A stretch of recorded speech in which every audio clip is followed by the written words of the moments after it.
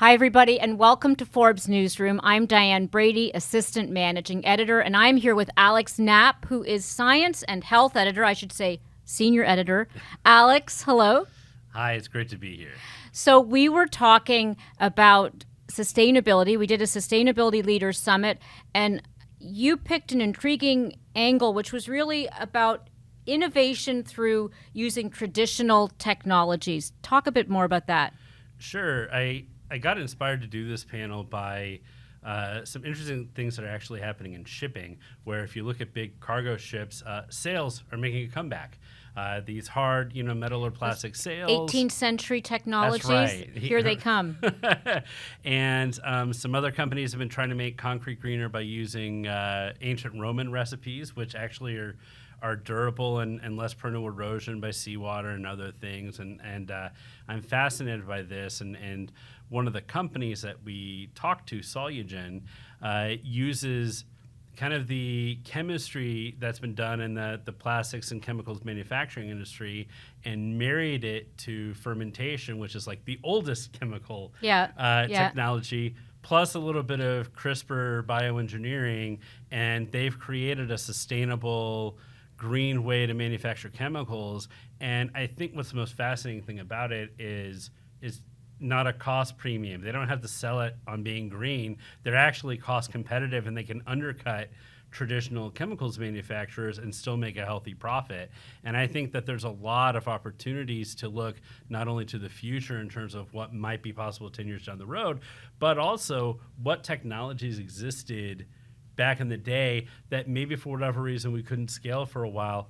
But let's go back to that for inspiration. Let's go back to that, and maybe now we can do something with it. But it is inspiration. Like the example you cited, when you start to bring in CRISPR and sort of new forms of whatever biochemicals, it really is improving upon the old, right? Absolutely. And sometimes there are older ideas that couldn't be done well at the time, but now with modern technology, we can actually make work better. For example, living carbon, which is making these bioengineered trees that are more durable. Obviously, we've had plant crossbreeding for thousands of years. Is that like planting cactus everywhere when we start to dry out? Is that a good...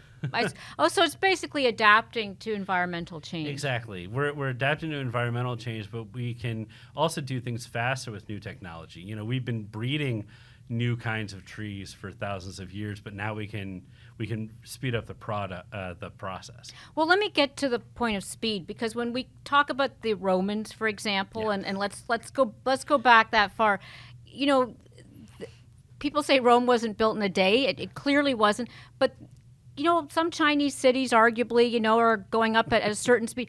Is there a certain element of just that the modern technologies have cut corners and it's going back to quality? Or I know that's a certain simplistic, but when I think about sales and things like that, it really is in some ways respecting nature, first of all, pre-combustion engine, but also appreciating that it takes time and quality to get some of these things right. Well, I think it definitely does take time. Push back if I'm like, Diane. No, I agree with you. I do think it takes some time to get these things right. When we're talking, about Solugen, for example, when they were founded, you can go to their factory, and they actually have their first little rinky-dink rig that they built to make this hydrogen peroxide that they built from parts at Home Depot for a couple $100. Wow. And and it took them a few years to refine the process, scale up the process. And hydrogen peroxide's to clean water, not just make our hair blonder. Right. No, it's used for cleaning water and a wide variety of things. And right now the process to make it is a really dirty process and also a dangerous one. They actually have a lot of chemical fires from manufacturing hydrogen peroxide. But we also talked to Todd Brady at Intel, traditional manufacturer. No relation, though I like to claim if they're successful. So and Todd has been at Intel for over 20 years working on moving to zero carbon emissions. And they're not there yet, but they've made, a lot of progress. And some things do take time, but some technologies like AI, like CRISPR, enable us to do things on shorter timescales. You know, there's this, we do focus a lot on founders and entrepreneurs. I don't know if intrapreneurs is a term that should go the dustbin of history since we're talking about history here, but there is a certain advantage in terms of economies of scale, like Intel, GE, FedEx. We had a number of companies like that. Where are you seeing the most promising innovation when it comes to these areas? Honestly, it's a combination of both. A lot of the bigger companies, they're doing more savings at scale.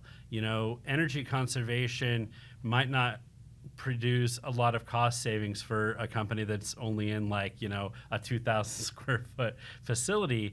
But when you're talking about massive data centers and, hey, I can cut your electricity 1%, that can be a huge cost savings. So there are tools that you might use at a bigger level you wouldn't even think of at a smaller level because you know, it doesn't make financial sense.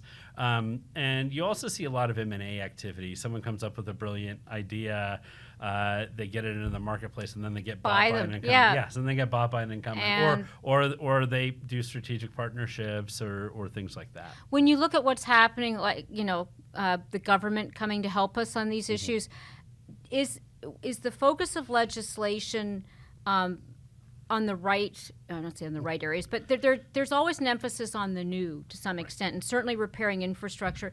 Is there much emphasis on some of these simpler fixes like green roofs, sales, you know, repurposing older technologies? Yeah, you know, interestingly enough, in the Inflation Reduction Act, there are a lot of strangely named. It is strangely named, but you know, that's Congress for you. And every time someone says the IRA, I'm like, why are we talking about terrorism? Yeah. But, at any rate, there's actually a lot of tax breaks in there for like homeowners to do like conservation projects at home that will save them money in the long term, but also they get a tax break in the short term, so they're incentivized to do it.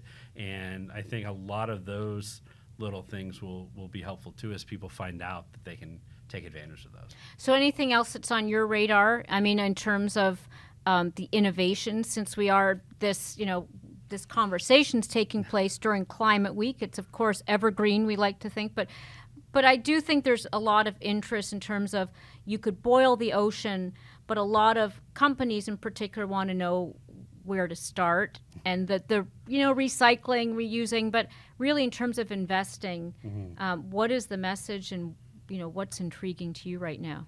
Well, what's intriguing to me personally are the technologies. You know, there's a lot of cool stuff out there, but it's the cool stuff that is actually like cost effective and practical, which is why Solugen, you know, is exciting to me, because they're on the market, they're scaling up, they are, you know, they don't have to sell themselves as a green product and charge a premium like a luxury item. They can just make that cost-effective claim. And I think as you see more bioengineering get into the chemicals industry, there's another company up in Nebraska called Monolith Materials, and they're making green hydrogen and fertilizers in a sustainable process way rather than some of the dirtier ways. And they're also working to make their product cost competitive. And I think that's where you're really going to start to see some of these improvements where, you know, not only are we cleaner and you can, you know, feel good about buying our products, but we're also cheaper. So, right. Hey, it's in your own backyard, so That's to right. speak. Alex Knapp, thanks very much. All right, thank you.